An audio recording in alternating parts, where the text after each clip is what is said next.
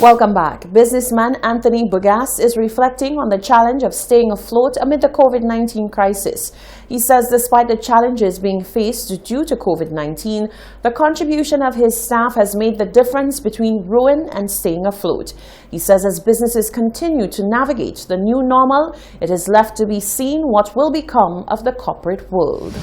What does the future of business look like in St. Lucia? One local businessman is of the belief that his enterprise will not return to what it was pre-COVID-19. Managing Director of J.E. Bugas, Anthony Bugas, says the pandemic has changed the dynamics of business worldwide, and his business is no exception. There are a number of people who...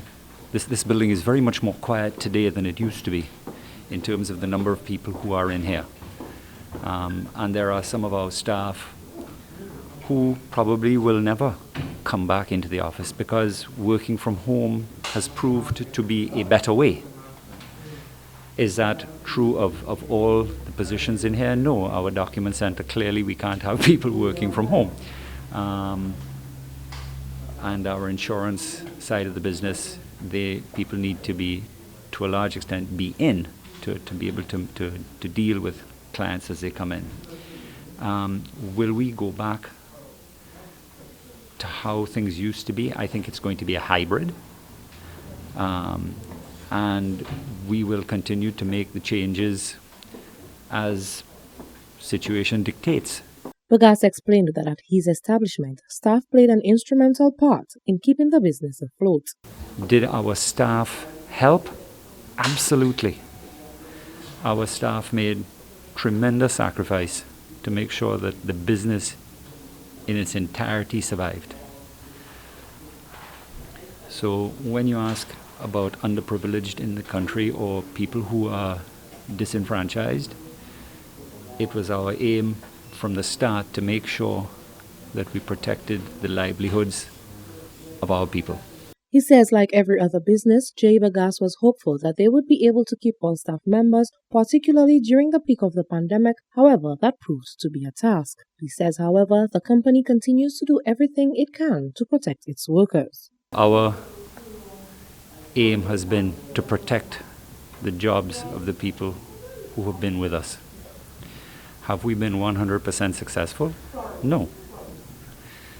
When this thing struck back in March of last year, we were having a good year up until then.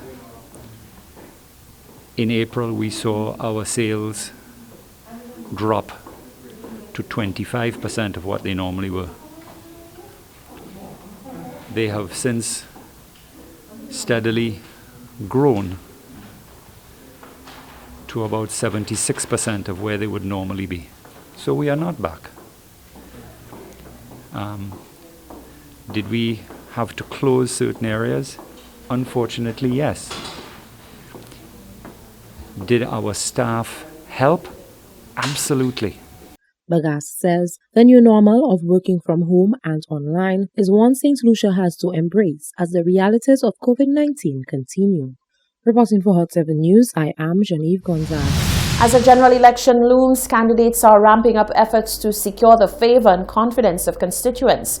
The endorsed candidate for the UWP in the Vieux-Fort North constituency says he has big plans for the community that has been largely neglected. Our slogan is a new district rep for a new Vieux-Fort North. And that's what we're talking about, newness, new development. Helping farmers realize that they can not only just cut a bunch of bananas or plantains and go to the market and sell it. What else can you do with your bananas? How about our fisher folks? What else can they do with their fish? As opposed to just taking it and selling it, and passing it within the community. It's not that that's not important, but can you can it? Can you smoke it? Can you make our bananas and plantains into baby food and other the byproducts of the banana plant itself? Tons of things can happen. London says he's looking forward to tapping into the cultural potential of the constituency in order to make it more economically viable. Incredibly, places like Bellevue and Grace and so on, these are places that are so rich in culture.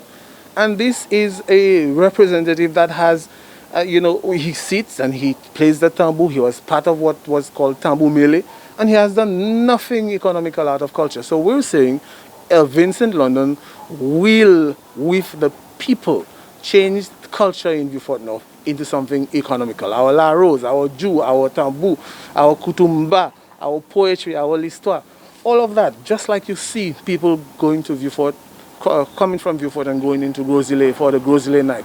We are looking at that. People coming from whatever direction, whatever hotel in this island, on this island, and coming up to Bellevue, coming from Piero, coming through Grace and Saint.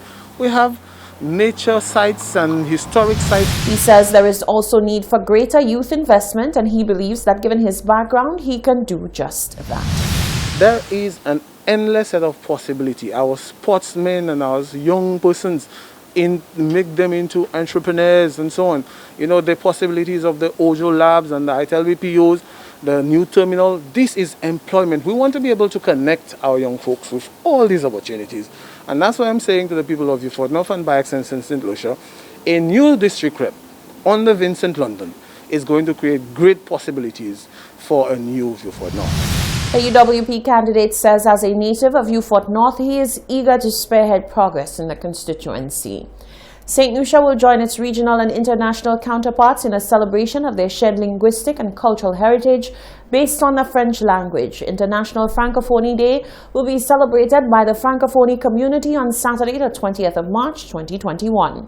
This year's observance will be held under the theme Francophonie Women, Resilient Women. This year, of course, because of the restrictions related to COVID, we're not having our usual grand celebrations. Much of the activity will be happening virtually, but we will still be having quite a number of activities in collaboration with the French Embassy, the French Teachers Association, the Alliance Française, the Ministry of Education. We will be having quite a number of activities that target the general public, but with special focus on our students, because as I said before, the emphasis really is on ensuring that our students see the benefits of developing foreign language skills. Marcia Symphorian says activities will include the annual schools poetry and poster competitions, a roundtable discussion in observance of International Women's Day, a special feature on St. Lucian Francophonie women, and a Creole music festival in collaboration with Chate Creole. The Creole poetry competition was launched as part of Mother Language Day. It opened officially on the 21st of February and it will close on the 21st of March, which is World Poetry Day. It's a program that has been very successful. It's in its third year, and we want to encourage persons to continue to participate and to submit their entries ahead of the 21st March deadline. The theme for the poetry competition is our independence theme, of course, in Creole. And in addition to the Creole poetry, we also have a French poetry competition, which is targeted towards students specifically. So secondary students and students at the level of SAASA. The National Committee for Francophonie invites the public to participate in this year's program of activities and support the development of multilingualism. This is the Hot 7 TV Nightly News. The latest weather forecast is up next.